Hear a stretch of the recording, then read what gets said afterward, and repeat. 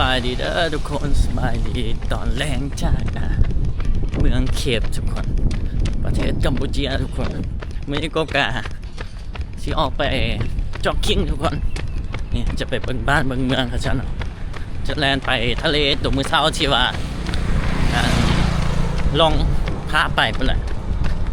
ก็เอาเรื่องอยู่ได้เดี๋ยวที่เอาให้เบิ่งเนาะเนี่ยเวลากะก็ไปเคปบีชทุกคนขั้นยางกะ3 นาทีนะ 1.5 กิโลก็ชิวๆถือว่าจ็อกกิ้งอากาศดีเนาะอยู่นี่เป็นภูเขาแล้วก็ฝั่งนี้เป็นทะเลฝั่งนั้นก็เป็นเกาะภูเขาอีกคักนะบรรยากาศดีทุกคนผู้ใดมักแบบความสงบแบบกบเนี่ยถึกใจเลยอ่ะเดี๋ยวจ็อกกิ้งก่อนทุกคนไปเจอกันอยู่พุ่นละทะเลพุ่นละด้านหน้าหน่อยเดียวทุกคนเห็นคือสวนสาธารณะอากาศโคตรดีเลยฝนมาตกเนาะก็จะเห็นสตรีทฟู้ดนี่นั่นเป็นภูเขาอันนั้นเป็นNational Park ทุกคนเป็นอย่างก็ส่วน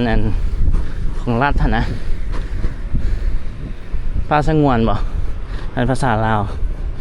อะไรเห็นห้างแคมทางน่าจะขายก๋วยเตี๋ยวเนาะขายลูกชิ้น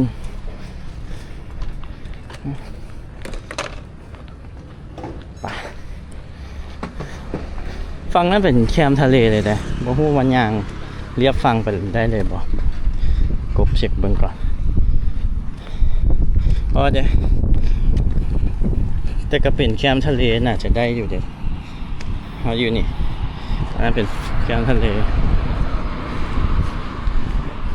เดี๋ยวกบจะเข้าไปฝนแล้วเรียบแคมทะเลครับไป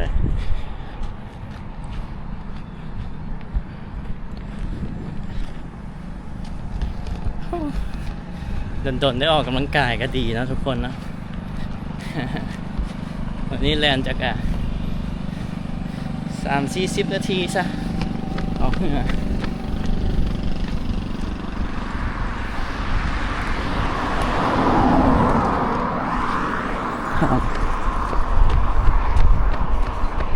ข้ามก็หยุด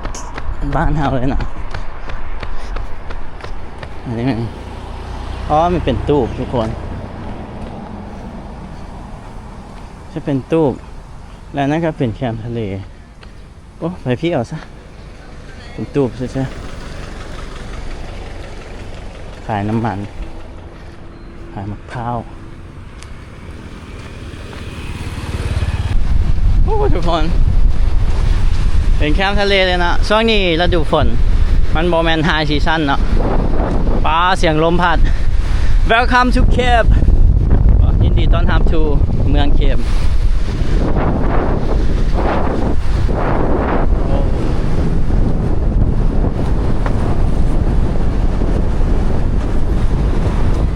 วิวดีว่ะเห็นวัยรุ่นขี่รถมาแต่นั้นเนาะยามแรงก็มักเลยเมืองนี้มักย้อนมีภูเขาย้อนมีทะเลชิวๆเดี๋ยวจะเห็นมีขายนะทุกคนเป็นซีฟู้ดอะปลาหมึกเป็นจานนี่อย่างแคมทางเรียบแคมทะเลขึ้นไปเลยว้าแต่ว่าลมพัดแรงขนาดทะเลแบบติดกันซ้ายฝั่งเลยเว้ยเห็นไหมสังเกตบ้างไหมแล้ว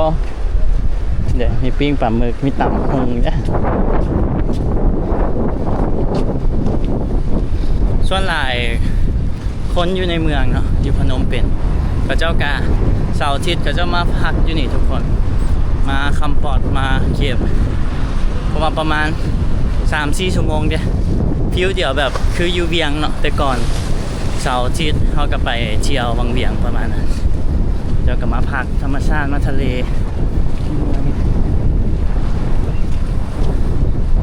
พอยางมานี่เห็นห้านตำบักหุ่งหลายเลยนี่ก็ขายตำบักหุ่งเลยนะไม่มีนะ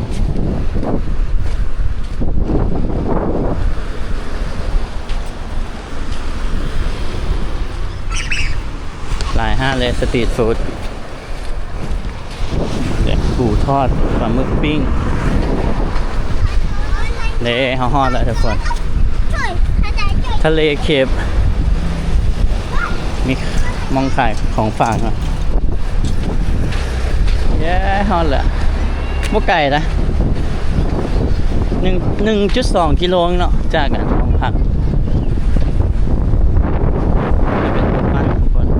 เสียงลมอาจจะแห้งเนาะกบน่าจะตัดเสียงรบกวนนะทุกคนเสียงกบอาจจะบ่ชัดดีเนาะก็มีอันนี้ห้านอาหารมีคาเฟ่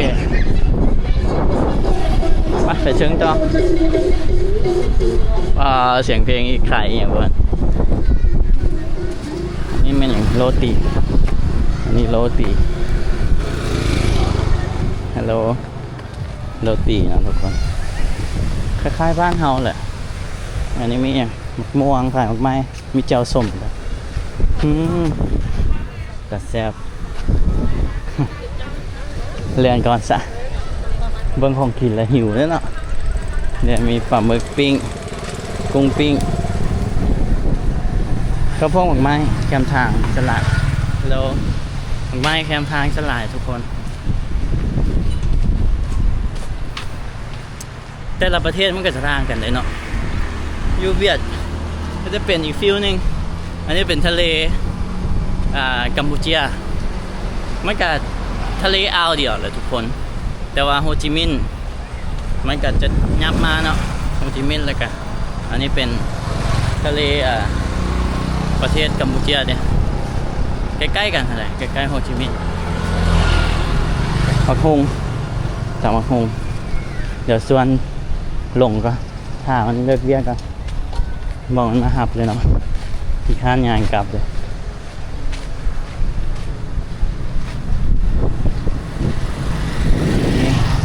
ทางค่าอยู่นี่ฟังนี่เอาซะรถกับจอดเตรียมเนาะห้างขายเครื่องกับจอดตันทางเรียบเลยทุกคนเราจะเห็นสตรีทฟู้ดนี่หลายเลยเห็นปะแกมทางมีพวกของหวานพวกโรตีนี่อย่างจืดลูกซีนต่ำมะพงขอมีวะหรือว่าต่ำมีวะก็มีมองนังแคมทะเลน่ะแคมหาด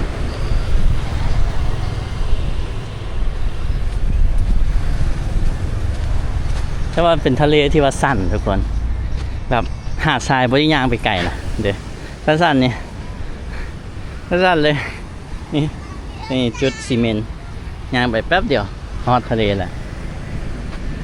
ช่วงไฮซีซั่นช่วงที่ว่าทะเลจะงามก็คือช่วงเดือนไหนวะหลงบอกกบมือเศร้าเนี่ยเนาะประมาณเดือน3ประมาณต้นปีทุกคน January ประมาณเดือน1ฮอดเดือน3เพราะจอร์เจียมาช่วงเดือน3เนาะช่วงนั้นทะเลงาม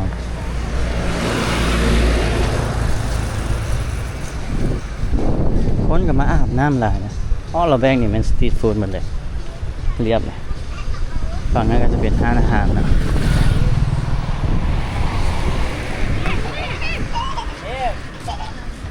มีเจ้าซีฟู้ดปิ้งปลาหมึกกันสดๆเนี่ยจะกินไปแต่เขาขอแลนก่อนซะหาก็ได้จักกิโลแล้วกันเนี่ย 1.6 ทุกคน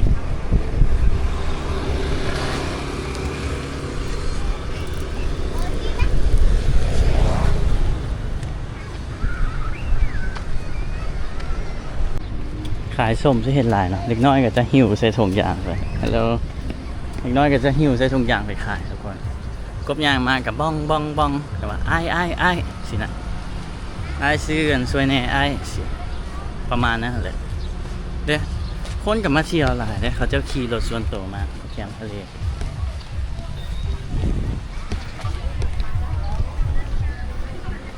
แวงนี่หลายนะมีป่าอีกมีป่าขาย ฮัลโหลหลายซีฟู้ดหมักไม้เนาะปิงกุ้งเขาจะขายเป็นจานทุกคนสักจานเท่าไหร่น่าจะ$10มานี่แหละโกมาต้องซ้ำนี่ต้องบอกไก่$10$10ก็200,000นี่ไม่อย่างน่าจะเป็นป้ายเนาะป้ายแบบค่อยหักเคฟสินะโอ้เสียดายโดนเนาะหาดมองให้คนมาลอยน้ำนี่กับซ้ำนี่แหละทุกคนเบิดละเด็กตัวนี้หน่อยหนึ่งนี่หน่อยหนึ่งฟังกันที่ว่าเขายางขายมาพอมือเศร้านี่ลงหันพากบขี่ไปพุ่นอ้อมไปแล้วลงมาฟังนี้ทุกคนแบบอ้อมเมืองนี่นะเมืองกับบ่ใหญ่แหละประมาณนี้แหละทุกคน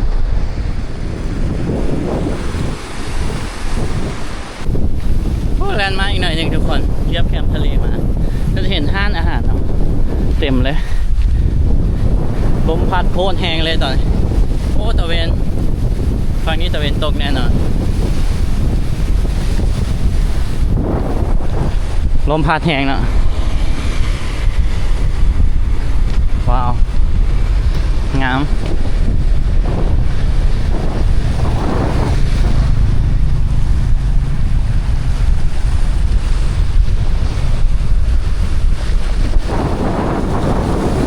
หินหลายเนาะเขาจะเอามาใส่กัน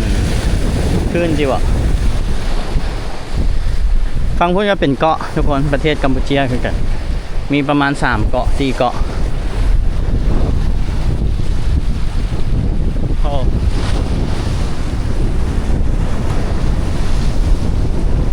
อันนี้ฟิลคล้ายๆบาหลีเลยทุกคนคล้ายๆเกาะบาหลี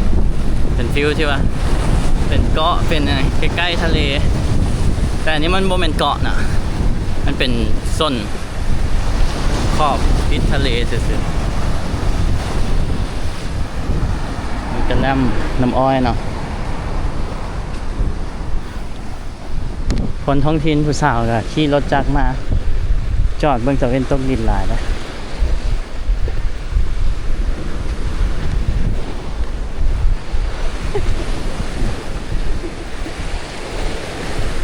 ว้าวทะเลมันแค่เป็นฟิลแบบคล้ายๆศรีลังกาทุกคนศรีลังกาครับนี่อย่างวะคือบรูไนคือบรูไน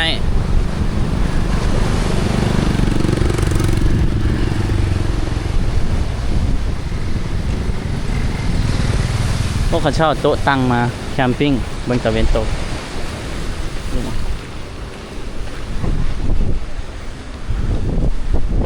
รถใหญ่ก็จอดฟัง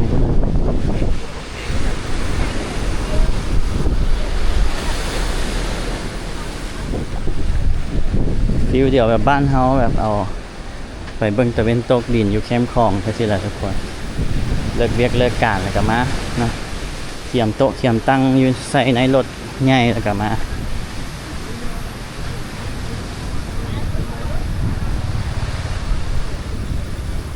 เมื่อนี้กบชิไปเบิ่งตะเวนตกดินอยู่มองนี้เนาะทุกคนเป็นห้านอาหารที่ว่าลงแนะนำจะเป็นแบบแคมป์ทะเลเอาชิไปซื้อน้ำปั่นหรือว่าเบียร์แก้วหนึ่งกินเบิ่งตะเวนตกดินอยู่ทุกคนไปอีก 1.7 กิโลก็ถือว่าบ่ไกลเนาะเล่นแน่ย่างเนี่ยชิวๆทุกคนก็เป็นคนหนึ่งที่ว่ามักภูเขานะทุกคนถ้าให้เลือกภูเขากับทะเลกบเลือกภูเขาแต่ทะเลกับมักแต่อันนี้มันมีทั้งทะเลทั้งภูเขานะทุกคนมันแบบมันงามเด้อเบิ่งโอ้โหคันช่วงที่ว่าเป็นพิกๆแบบน้ำใสๆฟ้าๆคืออยู่บาหลีเนาะคืออยู่อินโดนะป้าแห้งสิงาม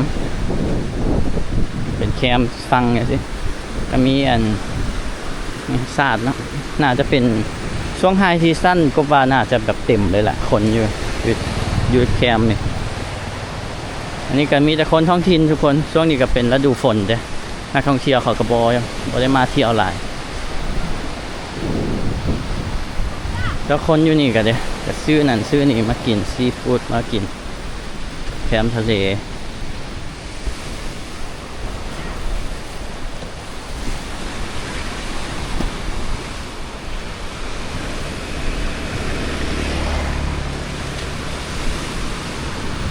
ฝั่งนี้เป็นภูเขาเลยนะเป็น National Park เป็นป่าสงวนป่ะประมาณนั้นเนาะทุกคน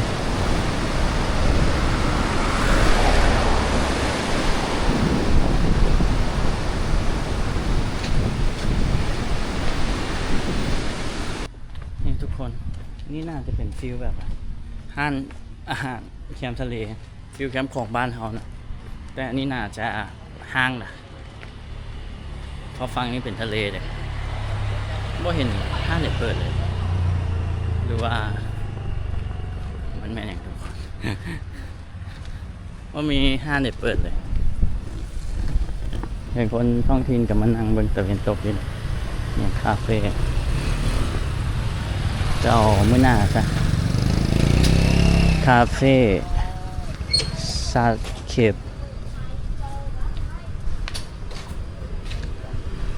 งามเลยนะก็เลี้ยวไปมันกะจะบ่เห็นดีปานใดทุกคนเพราะว่าตึกตัวนี้บังเนาะ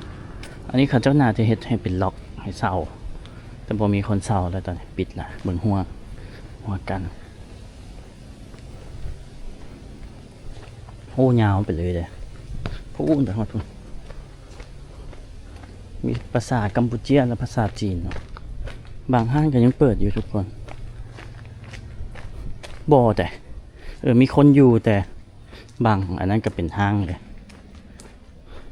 บางล็อกมีคนอยู่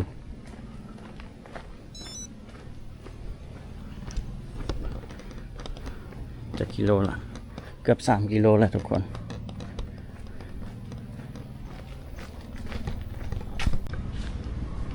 ทุกคนฝั่งขอบสุดฝั่งนี้ฝั่งนั้นจะเปิดเนาะเป็นห้างอาหารโอ้อันนี้เป็นท่าเรือเป็นล็อกแต่ละล็อกหันปิดหมดเลยเราแวกกลางเขาหาปลาบอกเรือประมงหัน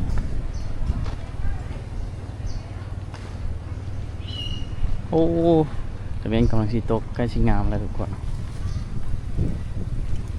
ไปอีก15 นาทีนึงไหนจะฮอดมองกบจะไปละเป้าหมายนะเดี๋ยวประมงอันนี้เป็นเรือเขาจะหาปลาทุกคน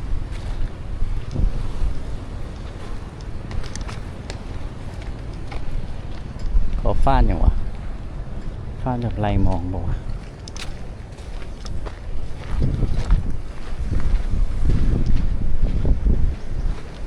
มาเที่ยวนะต้องมาสไตล์นี่มันจึงเข้าถึงว่าคนโอ้ขี้เหงื่อเต็มเลยทุกคนเป็นจอกเป็นอย่างนี้กองอยู่นี่โอ้โหมีกินเนาะเป็นจอกเป็นช่วยโฟมช่วยอย่างเศษขี้เหงื่อต่างๆ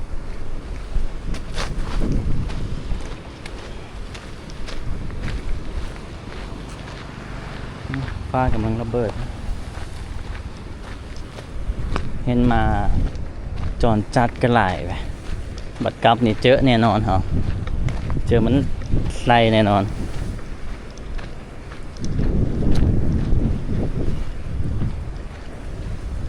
อันนี้อาจจะยังบ่ดังสำดาหนังที่ทุกคนก็ป่าดาหนังจะเป็นสะอาดเลยเนาะเพื่อนเขาเจ้ากาจะปูซีเมนต์จนจำไปเลยมีต้นสนบ่ต้นแป้งนี่จะมาจอยกับจะร้ายหลาย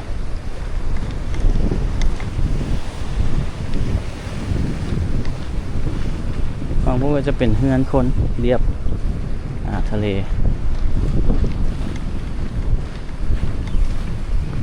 กับบ่เห่าเนาะถ้ามันมาแล้วนี่เห่าเรียบร้อยแล้วนะเราแวกนี่มาจอดหลายที่เลยทุกคนป้ายเหลืองๆฟังพุ่นเนาะเหลืองๆพุ่นระวังหมา มันอาจจะนอนฟังเพิ่นผู้มาหลายเลยฝั่งนี้ก็จะเป็นซีฟู้ดเฟสโลโก้ซีฟู้ดสดใหม่เลือกเราเลยซีฟู้ดบัดกลับต้อง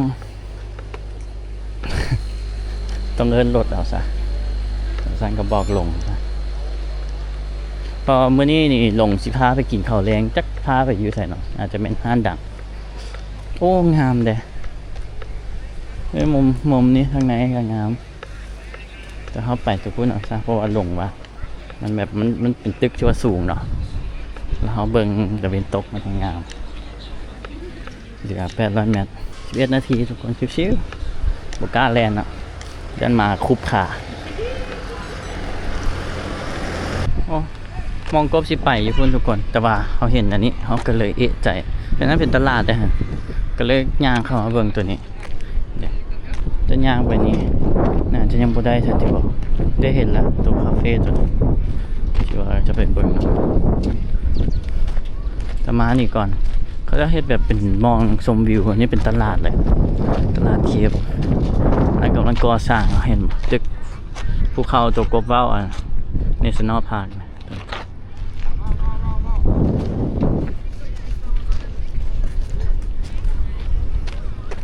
ฟ้ากำลังสิระเบิด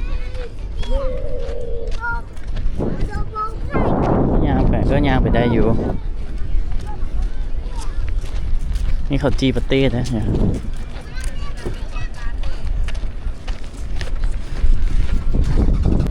เบิ่งไหมทุกคนอันนี้เขาจะปูเป็นเดินกว้างเลยกว้างตึกสูงๆก็ยังบ่หลายเนาะเห็นนั้นตึกหนึ่งแฮมตัวนี้อากาศอยู่คนใกล้ว้าวเป็นคนที่ว่ามักเบิ่งตะวันตกดินเนาะทุกคนมันก็อาจจะบ่งามที่สุดแต่เขาย่างมานี่เพื่อเบิ่งตะวันตกดินเหมือนกันมันก็งามแล้วทุกคนพอมองเขาได้ออกกำลังกายมาดิเมื่อยเนี่ยมันก็งามไปอีกแบบหนึ่งเบิ้งไกลๆก็เห็นอันนั้นเด้อเห็นเป็นอันภูเขาอันนี้ซีดเบสนะ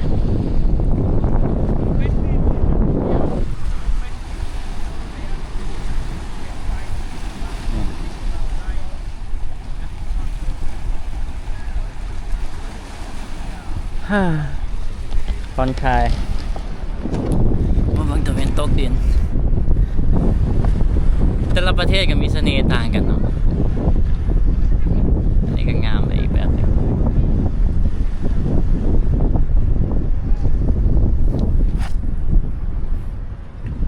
ย่างมาได้เกือบ4 กิโลทุกคนกลับน่าจะเอิ้นตุกๆเนาะจะบอกลงก่อนว่าเอ้ย I'm here bro ว่าสิไปห้านน่ะทุกคนแต่ว่ามันอันนั้นแหละมันสิมืดแหละแล้วกบกับเบิงบ่มีน้ำปั่นมีแต่ค็อกเทลทุกคนกับมีอาหารแบบเบอร์เกอร์มีอีหยังก็เลยว่าโอ้ยังบ่อยากกินเหล้าจ้ะก็เลยที่ย่างก้าวออกซะให้มันได้ฮอดจาก5-6 หลักออกกำลังกายก่อนซะตอนแรกจึงกินพร้อมลงแสงกำลังงามไปเดี๋ยวเจอกันใหม่คลิปหน้านะทุกคนกบชิญานกลับก่อนบ๊ายบายอันนี้ก็พาทุกคนมาเลาะเบิ่งเมืองเคปทุกคนก็ประมาณนี้แหละบ๊ายบายจ้ะทุกคนบ๊ายบายกลับก่อนคันเบิ่งตะเวนตกมันสิมืดก่อนเขาต้องกลับก่อนมืดพอย่านมาเนาะกลับฝั่งนี้บ๊ายบายเจอกันใหม่คลิปหน้าทุกคน